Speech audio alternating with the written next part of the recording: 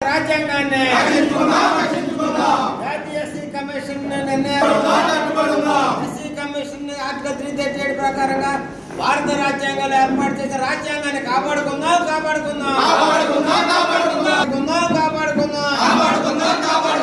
పరిరక్షించుకుందాం భారత రాజ్యాంగాన్ని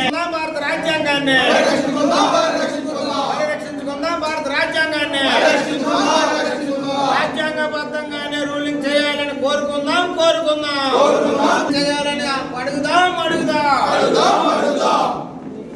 జై మాల జై మాల జై మాల ఐక్యత జై మాల జై మాల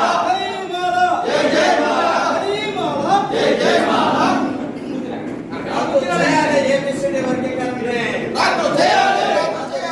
ఏబిసిడి వర్గీకరణనే రద్దు చేయాలి ఏబిసిడి వర్గీకరణనే రద్దు చేయాలి